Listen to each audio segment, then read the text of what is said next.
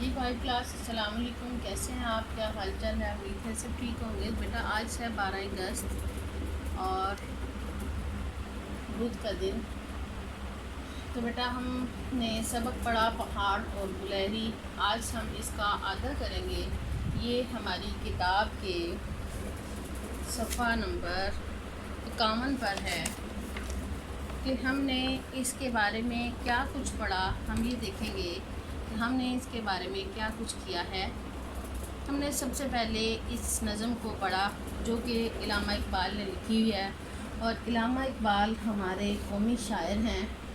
علامہ اقبال ہمارے قومی شاعر ہونے کے ساتھ ساتھ پاکستان کا تصور پیش کرنے والے وہ انسان ہیں جنہوں نے قائد اعظم کو اپنے خواب کے بارے میں بتایا اور اس خواب کی تعبیر کی گئی۔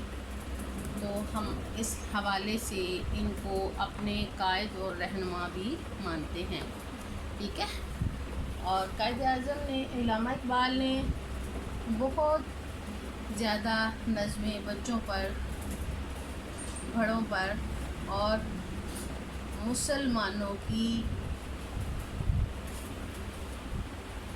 غفلت سے بیداری پر بہت ساری نظمیں لکھی اور شاعری بھی لکھی، اپنی شاعری بھی کی۔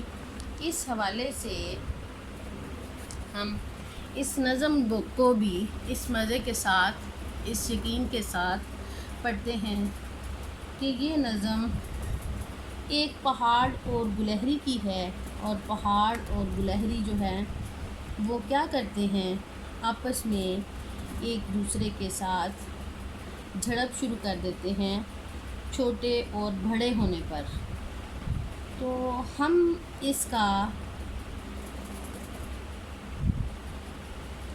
کیا لب لباب کیا لیں گے، اس کا ہمارے پاس کیا اس کا مواد ہوگا کہ ہم اس کو کس طرح بیان کر سکیں گے کہ قائد علامہ اقبال جو تھے وہ ایک دفعہ گھومتے پھرتے پھراتے کچھ تھک گئے اور ایک پتھر کے پاس بیٹھ کے اپنے خیالوں میں گم تھے کہ انہوں نے اچانک محسوس کیا کہ ان کے پاس کچھ بول رہا ہے یا کوئی باتیں کرتا ہوا محسوس ہو رہا ہے۔ ادھر سے ان کو کوئی نظر تو نہ آیا، جس پتھر پر وہ بیٹھے ہوئے تھے اس کے پیچھے ایک پہاڑ تھا۔ پھر انہوں نے محسوس کیا کہ یہ پہاڑ ہی کچھ کہہ رہا ہے۔ علامہ اقبال سمجھ گئے کہ پہاڑ اور گلہری کے درمیان کوئی بات چل رہی ہے، کوئی ڈرامہ ہو رہا ہے۔ انہوں نے اللہ پاک سے دعا کی کہ اللہ، یہ جو بات چیت کر رہے ہیں میں ان کی یہ بات چیت سننا چاہتا ہوں۔ پہاڑ گلہری سے کہہ رہا تھا، کیا کہہ رہا تھا؟ اے بے شرم، تو چلو بھر پانی میں ڈوب مرنا چاہیے، چھپکلی جیسی ہے اور غرور دکھاتی ہے۔ میرے پاس جو عقل ہے، جو سمجھ ہے، وہ تیرے پاس کہاں ہے؟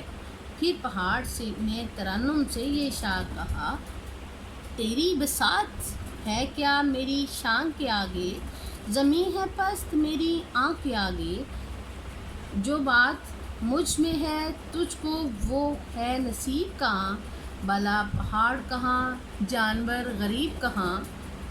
جب پہاڑ یہ بات کہتا ہے تو گلہری جو مغرور ہوتی ہے وہ پہاڑ کی باتوں کو غور سے سن رہی ہوتی ہے، لیکن ساتھ ہی ایک اپنی دھن میں شعر پسند کر رہی ہوتی ہے جو اس نے کسی جگہ پہ کہیں کسی مشاعرے میں سنا ہوتا ہے، اور وہ اس شعر کو جمع کر کے جو شعراء کی کلام سے اس نے سنا تھا، اس وہ کہتی ہے، واہ واہ سبحان اللہ، کہ کیا بات ہے کہ اس پہاڑ کے کیا کہنے ہیں، یہ پہاڑ کیا کہتا ہے، تمہارے میں تو کوئی ایسی بات نہیں ہے، تمہارے میں ایسی کوئی چیز نہیں ہے۔ گلہری سوچنے لگی پہاڑ کو کتنا غرور ہے اپنے بڑے ہونے پر۔ توبہ توبہ، اللہ، گلہری نے فیصلہ کیا کہ وہ پہاڑ کو جواب دے، لیکن وہ کیا کہتی تھی؟ اس نے پھر کہا، یہ سن کر گلہری نے کہا منہ سنبھال ذرا، جو یہ کچی باتیں دل سے نکال ذرا، جو میں بڑی نہیں تیری طرح تو کیا پرواہ نہیں ہے، تو بھی تو آخر میری طرح چھوٹا۔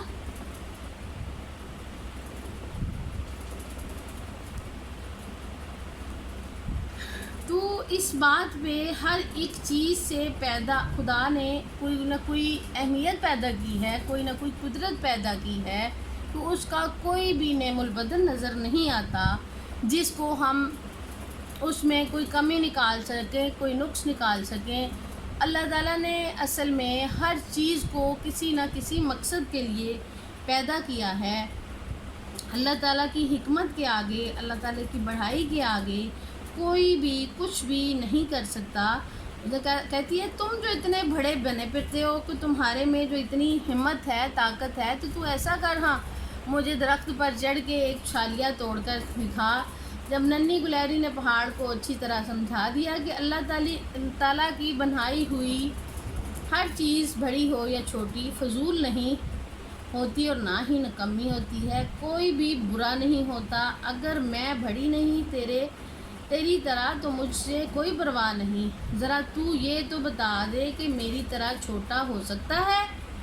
وہ ہنس کر کہنے لگا اے مغرور، اللہ تعالیٰ کی بنائی ہوئی چیزوں پر کسی قسم کا کوئی عذر نہیں ہے، اور اس کو تم ذرا بھی محسوس نہ کرو، ٹھیک ہے۔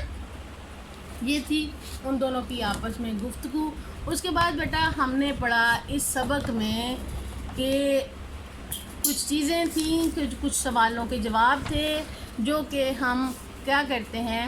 پہاڑ نے گلہری سے کیا کہا؟ پہاڑ نے گلہری سے کہا کہ تو چھوٹی سی ہے اور میں بڑا ہوں، میرا اور تمہارا کوئی مقابلہ نہیں ہے۔ پہاڑ کو کس بات پر غرور تھا؟